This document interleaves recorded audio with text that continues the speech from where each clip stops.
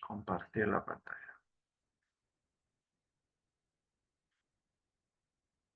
Ya, bueno, nos habíamos quedado entonces en el marco de la teología de liberación, ¿no? Entonces, eh, el marco de la teología de liberación es justamente el Concilio Vaticano II.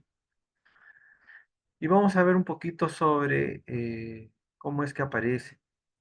Aquí, por ejemplo, observamos este, que entre 1962 y 1968 hubo el Sínodo Regional de Medellín, donde se muestran las causas del empobrecimiento de las, bueno, básicamente de la población latina, ¿no? Entonces, ante esta pobreza latente, existe una mirada contemplativa de la Iglesia Católica, ¿no? Un silencio, ¿no? Evidenciando pues que no hay una conciencia sobre este suceso histórico, ¿no? Entonces, es en Medellín donde empieza a surgir un movimiento que empieza a reflexionar sobre la pobreza en Latinoamérica, ¿no? Haciendo un, vamos a decir, rompiendo filas con la teología europea, ¿no? Entonces, básicamente, se empieza a reflexionar sobre la pobreza, la injusticia, ¿no? La violencia y sus dimensiones, ¿no? La dimensión política de la fe. Entonces, aquí ya se empiezan vamos a decir, a germinar todo este pensamiento, ¿no? Entonces, el inicio se empieza a observar entre 1969 y 1971. Entonces, la relectura sistemática del saber teológico, ¿no? Una relectura de la Biblia, pero a partir de una realidad. Entonces, Gustavo Gutiérrez, en esos años estaba haciendo su tesis doctoral en la universidad, creo que es Lovaina, en Francia. Y ahí él, eh, como fruto de su programa autoral, va a establecer una tesis que es la teología de liberación, ¿no? Y busca respuesta a la pregunta, ¿no? ¿Qué relación hay entre la salvación y el proceso histórico de la liberación del hombre? Eso se pregunta Gustavo Gutiérrez, ¿no? ¿Y cuáles son los aspectos diferenciales de la teología de liberación? El método teológico, no existe un nuevo método teológico, la elaboración de conceptos fundamentales, donde se trabajan las categorías pobre, pobreza, liberación, utopía, ¿no? Y la salvación. Una reorientación desde la praxis de la liberación de los grandes temas de la existencia, la fe, la responsabilidad política en una situación de injusticia y violencia institucionalizada. La Iglesia y su misión en la tarea de contribuir fraternalmente, ¿no? La escatología, ¿no? La espiritualidad y la teología espiritual. La temporalidad de la teología de la liberación, ¿no? Eh, que existirá mientras existan los problemas, ¿no? Está vinculada a la historia de la salvación. El crecimiento de la teología de liberación entre 1972 y 1979, entre temores y esperanzas, ¿no? Bueno, existe un fervor profético emanado del Concilio y Medellín y se abren valiosas experiencias apostólicas, ¿no? Se reabren caminos y sendas que habían quedado cubiertos por el tiempo, ¿no? El fervor profético pronto se topó con la reacción del sistema dominante. Cristianos y no cristianos empeñados en la liberación sufrieron duros golpes, ¿no? Aquí, por ejemplo, se refiere a aquellos grupos, movimientos, ¿no? Monseñor Romero, por ejemplo, ¿no? En Centroamérica, ¿no? Que fue asesinado, ¿no? Fue asesinado por militares, ¿no? ¿Por qué? Porque Monseñor Romero pues quería hacer presente el sufrimiento del pueblo, ¿no? Cómo era maltratado, ¿no? Cómo era atacado, ¿no? Y entonces fue asesinado, ¿no? Y varios intentos tuvo él, ¿no? En ese tiempo estaba Juan Pablo II, sin embargo no fue oído. También se observó que, que existieron regímenes de seguridad nacional en todo el continente, se apoyó a esos gobiernos dictatoriales y corruptos, ¿no? Los militarismos especialmente, ¿no? Fuertes sectores de la jerarquía dieron la espalda al concilio y a Medellín, ¿no? Eh, y entonces, estos movimientos siempre fueron vinculados, o sea, los movimientos de liberación siempre fueron vinculados con el comunismo, ¿no? Entonces, muchos sacerdotes fueron vistos de manera sospechosa por la misma Iglesia Católica, ¿no? Y fueron atacados y marginados, ¿no? Y también sus iglesias, ¿no? Sus congregaciones, ¿no? Hablando en el sector católico, pero también en el sector evangélico existieron una cantidad de iglesias y pastores que fueron censurados, ¿no? Que fueron censurados totalmente. Dice, pese a las dificultades y persecuciones, el nuevo germen de la iglesia, ¿no? Salido de Vaticano y Medellín, todavía empezaba a formarse, ¿no? Y empezó a crecer, ¿no? Entonces, algunos acontecimientos significativos entre 1972 y 1979, ¿no? Hay un encuentro, el Escorial en 1972, donde se comparte el método y el pensamiento teológico con europeos. Luego hay otro encuentro en 1975, donde se compara el método reconocido como el más rico y el que recogía la inspiración del Vaticano II y el más apropiado para la situación y necesidades latinoamericanas. Hay otro en 1975, el encuentro de Detroit, que abre la posibilidad de los hermanos cristianos a otras de otras denominaciones. Eh, También está el encuentro en Dar en Salam, 1976, donde hay la oportunidad de reunirse con los mejores teólogos de Asia, África, América, marcados por una situación de colonialismo y opresión, los teólogos del tercer mundo, ¿no? Y luego hay una conferencia en Puebla en 1977, 1900. Pero aquí en Latinoamérica, especialmente en el Perú, hay hay un grupo, ¿no? Iglesia y Sociedad se llama ese grupo. Empieza en los 70, antes de los 70 incluso, ¿no? En los 60. Y es un movimiento que va a tener como objetivo pensar eh, desde una perspectiva social, ¿no? La iglesia va a empezar, sus teólogos, los teólogos evangélicos, van a empezar a tener un enfoque social hacia la comunidad, ¿no? O sea, van a los mismos objetivos que se están dando en la iglesia católica, donde se empieza a visualizar al pobre, ¿no? Y las situaciones de injusticia, también en la iglesia evangélica empieza a tener cierta repercusión, ¿no? Y entonces teólogos de diferentes canteras denominacionales empiezan a aparecer, ¿no?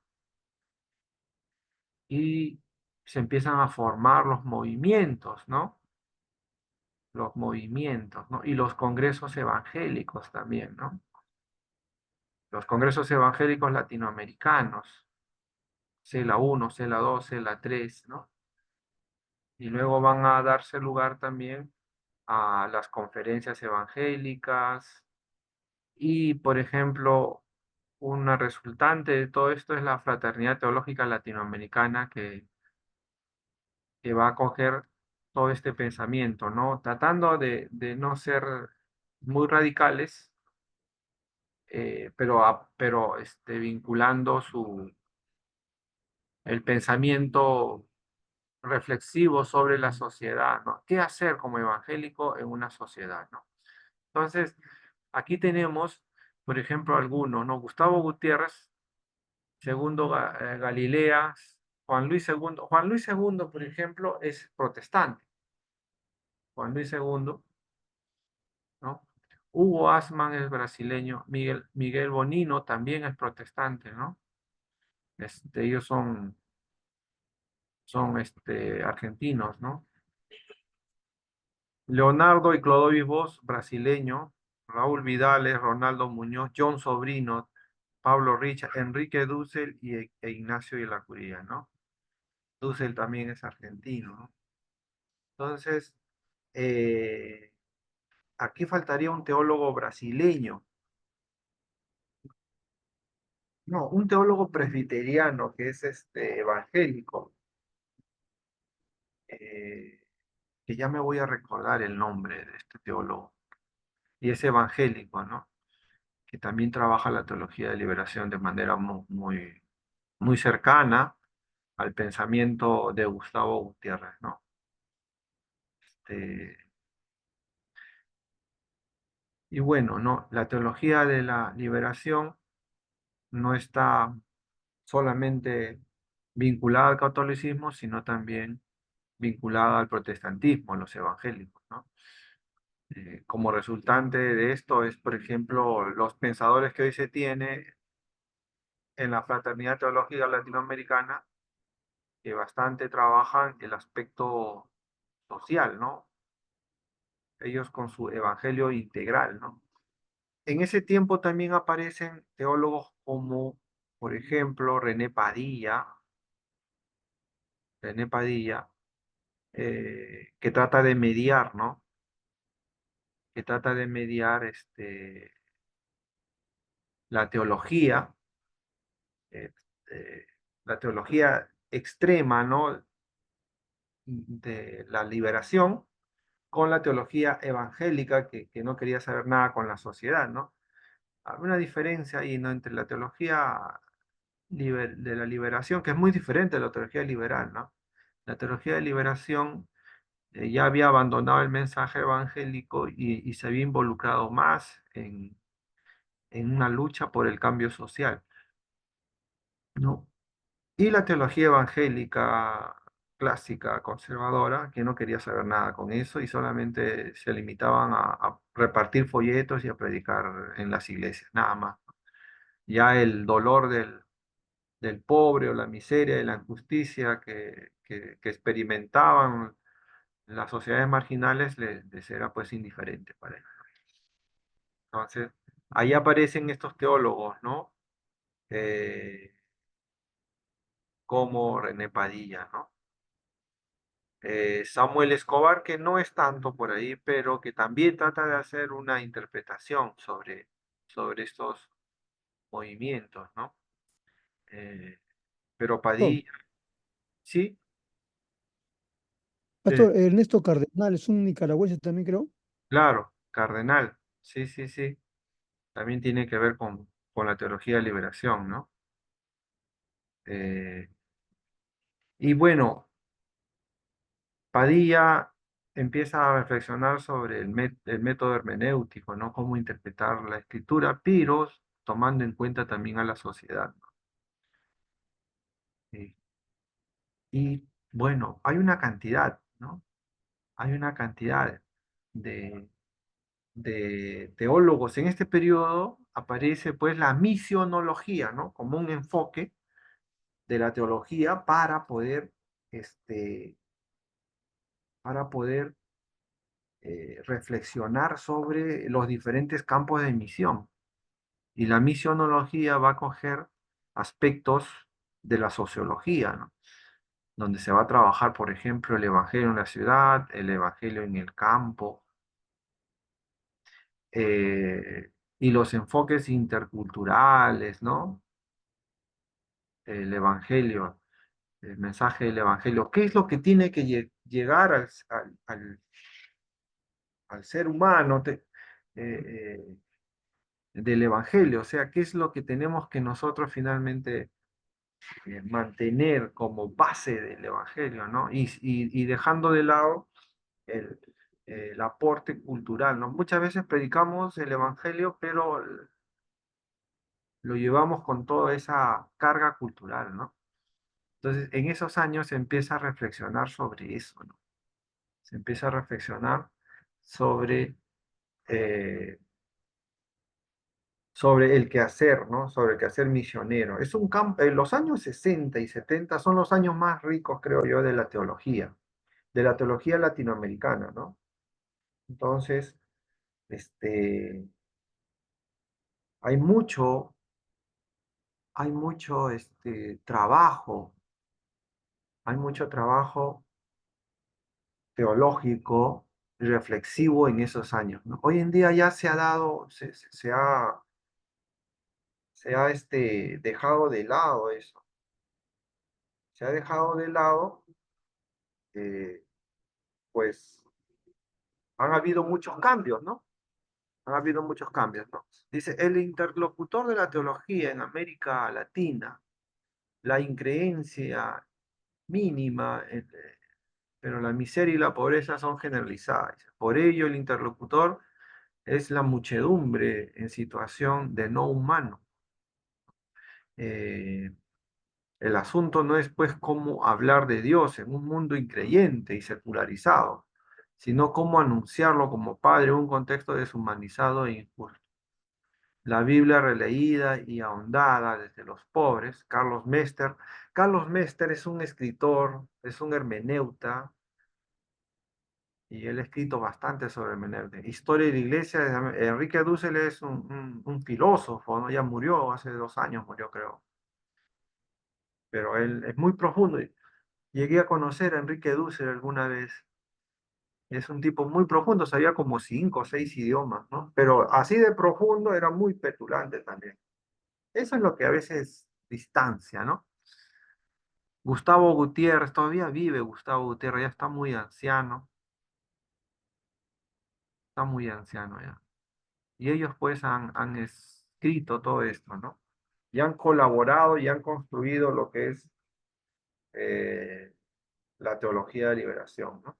Antes la teología de liberación se veía como este, como algo muy aterrador, ¿no?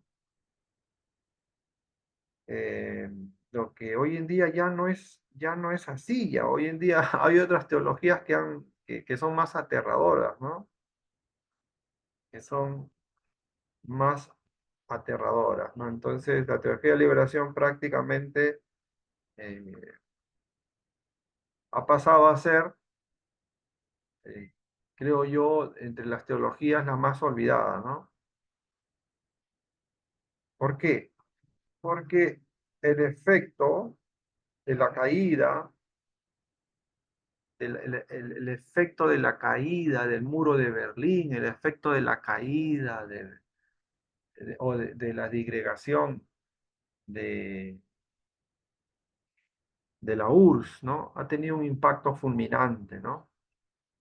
Ha tenido un impacto fulminante. Entonces, en 1979, en México, en Puebla, dice, se hace un trabajo sobre el análisis de la realidad, visión pastoral, discernimiento, y para algunos, claro, confundida con el marxismo. También sobre la misión de la iglesia, la evangelización liberadora ante el pecado social, la liberación y la reconfiguración de la iglesia en la sociedad, las comunidades como focos de evangelización y motores de liberación, la evangelización liberadora y opción preferencial por los... Este ya es un paso más adelante, ¿no? La opción preferencial por los pobres, ¿no? La opción preferencial por los pobres.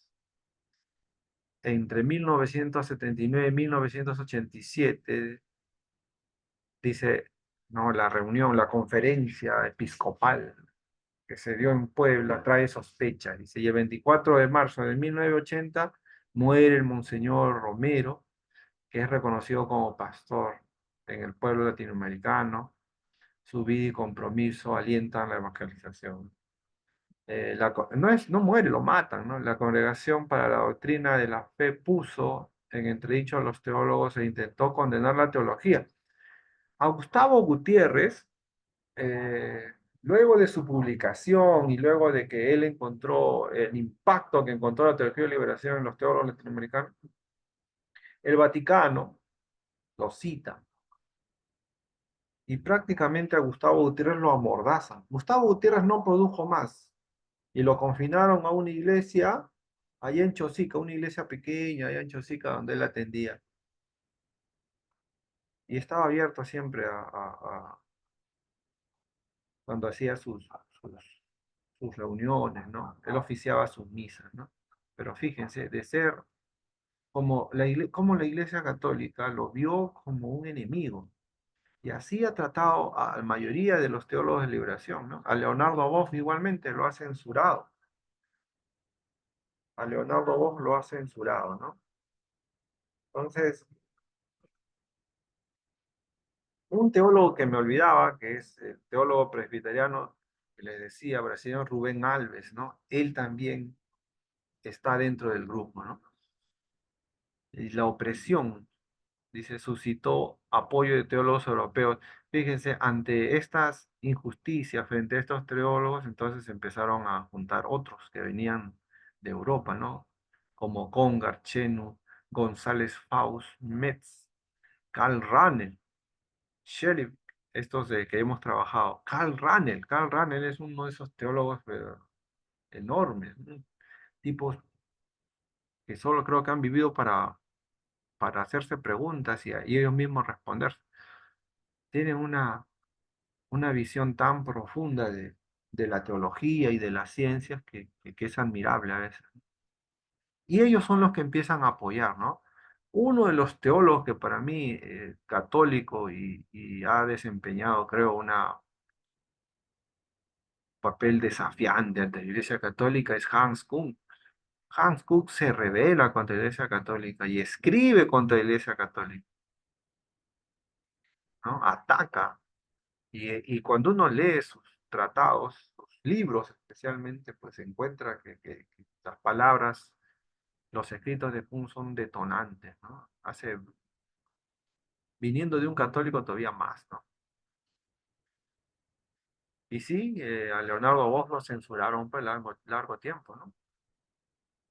La Congregación para la Doctrina de la Fe recalca repetidamente que la teología latinoamericana se funda en un análisis marxista, manipula textos bíblicos y los reduce a la dimensión política que se vacía de contenido al magisterio y que confunde liberación cristiana con promoción exclusivamente todo, que reduce a Jesucristo a una dimensión puramente terrestre, ¿no? Claro, la teología de liberación tiene algunos excesos,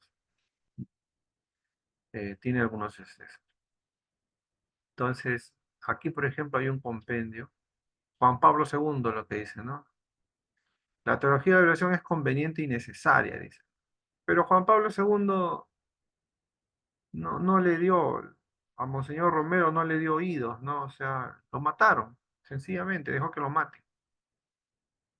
Eh, Dice, Suma teológica en perspectiva latinoamericana entre 1985 y 1900, la Biblia, la cristología, mariología, eclesiología, antropología, escatología, espiritualidad, historia de la iglesia, religiosidad popular.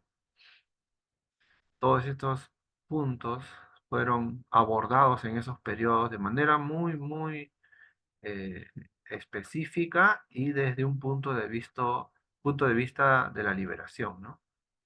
Punto de vista de la liberación. Bueno, así es como se abordó la teología de liberación en esos tiempos. Así es como nosotros podemos observar cómo la teología de liberación tomó eh, un campo de acción que había sido olvidado totalmente por las otras maneras de hacer teología, ¿no? Entonces, este, ahora vamos a ver un enfoque que tiene que ver con la teología de liberación también, que nos va a adentrar un poquito en otros detalles. Eh, la teología de liberación, si bien es cierto, tuvo sus excesos, tuvo sus, vamos a decir, alejamientos, tiene también sus puntos para poder analizar, que uno podría rescatar, ¿no? Y yo observo que entre ellos está pues el hecho de que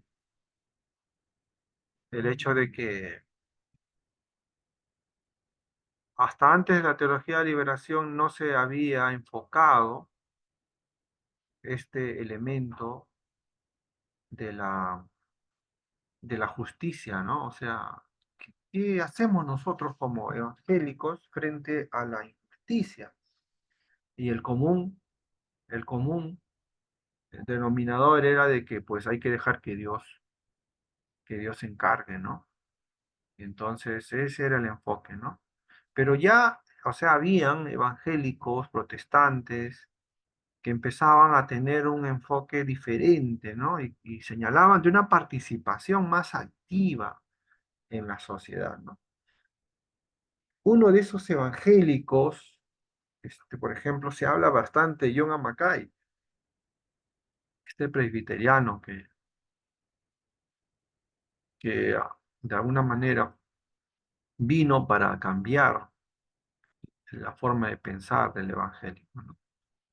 John Amakai, quien hizo su tesis de doctoral en la San Marcos sobre los Cristos de Unamuno, que son fantásticos, ¿no? Y Mackay va a escribir una obra, que es el otro Cristo español, ¿no? Es una obra fantástica que ha sido también traducida y nosotros podemos leerlo, ¿no? Bueno, hablemos un poquito entonces de, de esta teología de liberación, ¿no? Que se enfoca en la injusticia.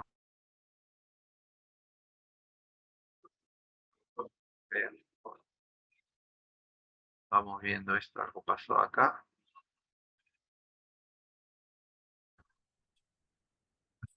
algo pasó, ya, muy bien.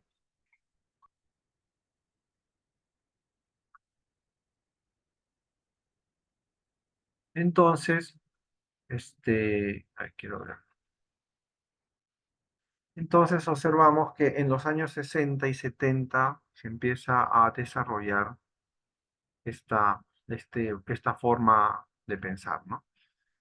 Que finalmente tiene como objetivo un cambio o un distanciamiento con la teología europea, ¿no? Y lo logra, ¿no? Entonces aquí tenemos la foto de Gutiérrez, ¿no? Gustavo Gutiérrez, peruano, reconocido. Acá tenemos la foto de Leonardo Boff, el brasileño. Ambos han sido censurados por la Iglesia Católica, ¿no? Camilo Torres, de Colombia, otro pensador. Y estos son prácticamente algunos de, de los, de los líderes, ¿no? Ya basta, ya no basta con viendo la señal, hermanos. Muy bien, no sé qué es lo que está pasando. Ver, a ver, aquí quiero ver un poquito. Pero ya estamos.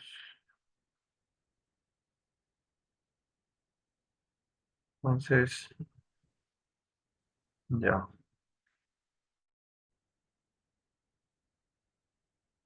Se observaba que la comunidad solamente se dedicaba a rezar, ¿no? Y no tenía ningún, eh, vamos a decir, ninguna alternativa de solución, ¿no? Y con la teología de liberación se empieza a tener una perspectiva liberadora y revolucionaria, ¿no? Se empieza a movilizar al mundo católico, ¿no? En busca de un cambio social, pero a partir de la fe. Se anuncia un evangelio, pero con fuerza, con compromiso, con justicia y liberación de los pobres imaginados. ¿Se recuerdan ustedes de los teólogos que hemos repasado anteriormente, ¿no? A Bonhoeffer, ¿no? A Moltmann, a Pannenberg, ¿no? estos teólogos cómo trataban de demostrar una base teológica donde se dijese pues que el hombre tiene que también contribuir, el cristiano especialmente tiene que contribuir para el cambio de la sociedad. El cristiano no se puede llamar cristiano si es que no empieza a moverse en la sociedad y lograr cambios, ¿no? Tiene que ser consecuente a raíz de los eventos que habían sucedido, ¿no? La Segunda Guerra Mundial, la Primera Guerra Mundial. Y a este mensaje que recoge la teología de liberación y lo pone ya como una situación en un contexto diferente, pues va a ser mucho más radical, ¿no? En Europa había un llamado para que el cristiano tenga compromiso. En Latinoamérica es lo mínimo y se acusa a aquel cristiano que no tiene compromiso, es más, que no participa como un traidor. Entonces, fíjense, ¿no? Aquí ya empieza a haber cambios más radicales en Latinoamérica, ¿no? Cristo, primer revolucionario, ¿no? Hay un teólogo evangélico presbiteriano que se llama apellido Arana, y él escribió una de sus tesis, su tesis doctoral en Escocia, hizo sus estudios doctorales allá, y su tesis doctoral tiene que ver este, con lo revolucionario, ¿no? Algo así, ¿no? La revolución, algo así, cambio y revolución, ¿no? En el cristianismo, o en el mensaje evangélico, ¿no? En ese tiempo, estamos hablando de los años 60, 70, pues el evangelio tenía un impacto y empezaba a tener este tipo de interpretación, ¿no? La iglesia debería estar, dice, al, al, ¿cómo al tanto, ¿no? De los que sufren injusticia, ¿no? Y eso, pues, de alguna manera, se va a evidenciar con, con la teología de liberación, ¿no? Entonces, eh, a partir del siglo IV hubo un matrimonio entre el poder sagrado y el poder, pues sí, ¿no? Con el Constantino, ¿no? ¿Se acuerdan ustedes? Cuando la iglesia se vuelve de ser una iglesia perseguida a ser una iglesia perseguidora, ¿no? En el siglo IV se institucionaliza la iglesia, ¿no? La iglesia se convierte en un agente eh, fletado, ¿no?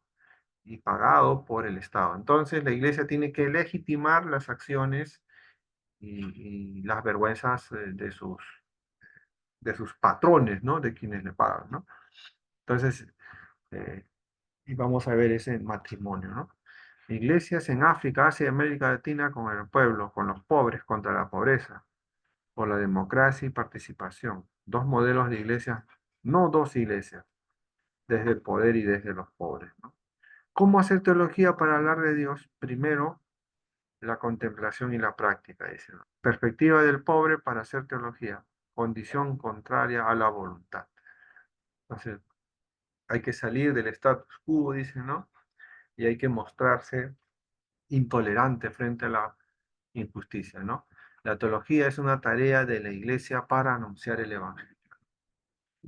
Entonces, anunciar el reino de Dios es anunciar el reino de vida, ¿no? ¿Cómo anunciar el reino de vida en una realidad humana marcada por la muerte, marcada por la injusticia? Esas son las críticas, ¿no? La jerarquía eclesiástica. El Vaticano siempre se opuso, ¿no? Hoy en día, interesante, hoy en día, eh, el, el Papa Bergoglio, el argentino, es pro teología de liberación, ¿no? Es pro teología de liberación. Entonces, la iglesia, desde la teología de liberación, es la iglesia del pobre, es la iglesia participativa, es la iglesia laica, ¿no? Y coge bastante el marxismo, ¿no? El método de interpretación de la sociedad, ¿no? Profesor, Sí, profesor, ¿cuál sería el fundamento teológico entonces de la teología de la liberación? ¿Tiene algún argumento donde se destaque de la base bíblica que ellos toman? sí. Hay un pasaje, ellos trabajan bastante el éxodo, la liberación del pueblo israelí, la liberación de la opresión egipcia. Entonces, ese es su texto fundante, ¿no? El éxodo, la liberación del pueblo. Entonces, ahí ellos interpretan, y Gustavo Gutiérrez en su tesis trabaja el éxodo, cómo es que el pueblo sale, pero no sale vamos a decir, de manera sumisa, ¿no? Cuando sale, tiene que dejar muchas cosas, pero tiene que luchar también. Al final es perseguido y todo, pero vamos a observar en el Éxodo que Israel se convierte pues en una nación, pero una nación en formación, donde empieza a luchar por su derecho, ¿no? Su derecho a poseer la tierra, ¿no? Y ahí vemos cómo tiene que enfrentar batallas y tiene que matar gente, ¿no? Tiene que aceptarse no ya como un adolescente, sino como una nación madura ya, ¿no? Ya no está sumisa, ahora tiene que empezar a construirse desde el desierto, ¿no? Y desde su fe, ¿no? Su fe en un Dios vivo, ¿no? Que lo manda, que le manda a hacer lo que tiene que hacer, ¿no? Entonces, esta es la teología, ¿no? El significado de la teología de liberación, conciencia universal de la Iglesia, una teología que viene de Latinoamérica marcada por la realidad histórica, pero un desafío. El pueblo pobre es cada vez más consciente de su derecho a la vida, oportunidad para usar el Evangelio, ¿no? En esta búsqueda. Y ahí teníamos eh, a Leonardo Boff. Él es Leonardo Boff, ¿no? Uno de los más conspicuos líderes de la tele, ¿no? Hoy más que nunca, ¿no? Leonardo Boff tiene todavía algunos, eh, vamos a decir, conferencias, entrevistas que uno podría revisar en YouTube, están publicadas, ¿no? He escrito varias obras, Leonardo Boff, ha escrito varias obras, ¿no? Obras muy interesantes, ¿no? Hay algunas imágenes de algunos videos de la situación, de la pobreza, ¿no? ¿Cuáles son los aspectos generales de la teología de liberación? A ver, retomemos. El Evangelio de Jesucristo es un mensaje de libertad y una fuerza de liberación. ¿En qué marco surge la teología de liberación? Surge en América Latina, en un continente pobre y mayoritariamente cristiano, ¿no? En la década de los años 60.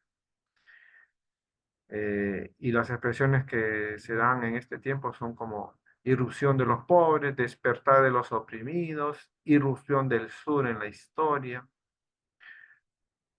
Y la cristología de la teología de liberación se maneja en el Concilio Vaticano II en 1962 y en el Congreso Episcopal de Medellín de 1968, ¿no? Entonces, a ver, algunas consideraciones sobre esto, ¿ya? El lugar social y el lugar eclesial, los pobres y su causa, ¿no? El lugar eclesial, el seno de la iglesia, la figura histórica de Jesús de Nazaret. Recuerden que aquí el término histórico ya es un término que tiene un contenido, que lo hemos trabajado en los anteriores teólogos, ¿no? La historicidad de Jesús se refiere a esta parte donde Jesús este, se hace hombre, o Jesús se hace personaje real en la historia a partir de su participación. de su participación, vamos a decirlo, como líder de la humanidad, ¿no? Como un Mesías. Y aquí, cuando habla de histórico, eh, está haciendo o está haciendo hincapié en esos elementos no necesariamente eh, milagrosos, ¿no? Entonces, ven a Jesús en su dimensión, no necesariamente milagrosa, ¿no? Entonces, algunos contenidos de la Cristología de Liberación, el Jesús histórico es el que les digo, ¿no? Un Jesús humano enteramente, Jesús y el reino, ¿no? El anuncio del reino de Dios, en un reino de paz, de justicia, ¿no? El Dios del reino y Jesús, ¿no? El anuncio como voluntad de Dios, ¿no? De este reino, la construcción de este reino. La Cristología de la Liberación y cruz de Jesús, o sea, el sacrificio que todo ser humano tiene que correr en búsqueda de la construcción de este reino, ¿no? Y la resurrección y liberación. Entonces, básicamente estos son los contenidos de la Cristología de la Liberación, cada uno desde un enfoque muy similar, ¿no? Que apuntan hacia el cambio de la sociedad, ¿no?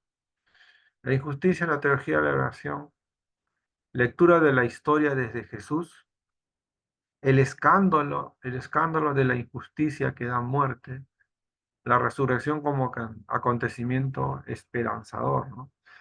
Recordemos que la teología de liberación apunta hacia y la vida, celebra la vida. Entonces, todo lo que ocasiona muerte, todo lo que ocasiona opresión, es lo que se tiene que atacar. El Evangelio nos da vida, dicen, ¿no? Pero la perspectiva de teología de liberación es de que nos da vida aquí y ahora. Y se tiene que buscar ese aquí y ahora, ¿no? Tiene que luchar por ese aquí y ahora. El punto de partida de toda reflexión cristológica es el evento de la resurrección. Eso dice Leonardo Boff. La doble naturaleza de Jesús. La cristología de liberación da un anuncio profético incitando al cambio, ¿no? Esto es lo que se llama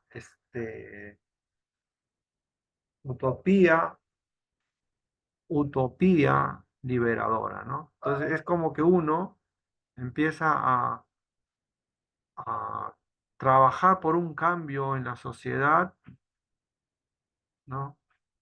Eh, pero sabiendo que al final el trabajo que él hace tiene significado. Eh, Aunque no llegue a lograr transformar la sociedad, el trabajo que hace siempre va a tener significado, ¿no? Y acá hay elementos escatológicos, ¿no? Y de promesa también, ¿no? Entonces, esta utopía liberadora, pero también movilizadora, es la que logra finalmente que poco a poco se vaya consiguiendo ciertos cambios en la sociedad, ¿no? Entonces, dice la cristología se construye gracias a dos mediaciones teóricas fundamentales, ¿no? Juan Luis II ha trabajado la conciencia histórica, el Jesús testigo humano. Jesús es el hombre que rompe todos los esquemas. La salvación es la acción de Dios que nos demuestra su amor, la radicalidad del amor, la doble dimensión de la historia. Bueno, entonces esto es más o menos lo que nosotros podemos ver sobre el Jesús, el Jesús de la historia de la teología de la liberación, ¿no? Entonces, eh, algunas preguntas sobre la teología de liberación, algunas preguntas que han quedado por ahí. Yo hace rato no compartí esto.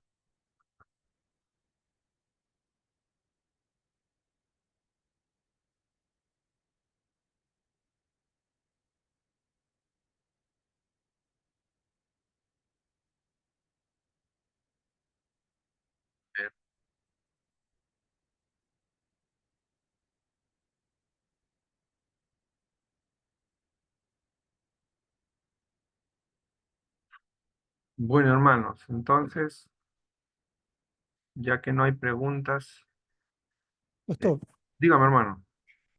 en el tema de la pobreza o del énfasis que hace la teología de liberación de los pobres, me imagino que tocan algún tema del Nuevo Testamento, porque en el Antiguo Testamento, digamos, hay poco fundamento respecto al tema de la pobreza, ¿no? Salvo ah, este, las ordenanzas en los mandamientos que decían, hablando de los pobres de la tierra, que no abandonarás al extranjero, al huérfano.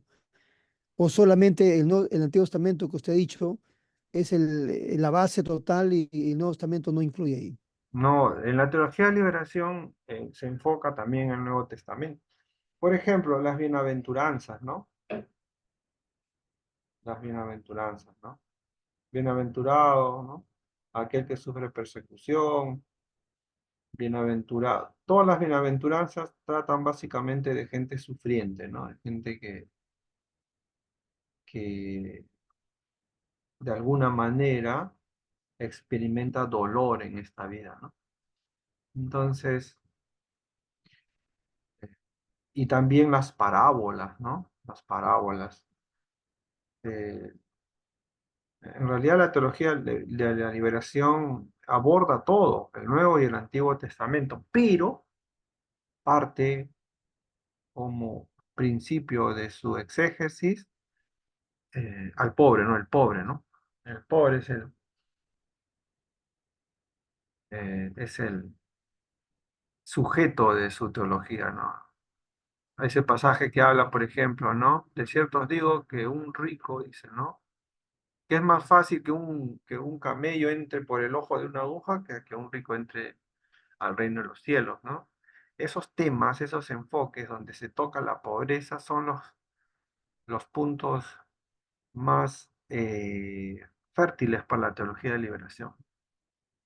Ellos trabajan bastante eso y tienen bastante interpretación. Ahora, hoy en día todavía aún más, ya que a los grupos de teología de liberación se han unido, por ejemplo, eh, los movimientos sobre la mujer, ¿no? Soy el enfoque hermenéutico y exegético agarra mucho sobre la mujer en la Biblia, ¿no? El aporte de la mujer. Entonces, es interesante, ¿no? Es interesante. Por ejemplo, el libro de Cantares también tiene un enfoque, ¿no? Es, algunos dicen, ¿no? Que es escrito por una mujer, por una mujer. El libro de Ruth también, ¿no? Se señala que es escrito por una mujer.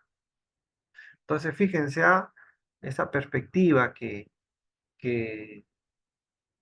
en antaño no se observaba y para la perspectiva judía, que una mujer escriba, una mujer esté sobre el varón, era pues era, hasta ahora no sé si seguiría siendo contrario, ¿no?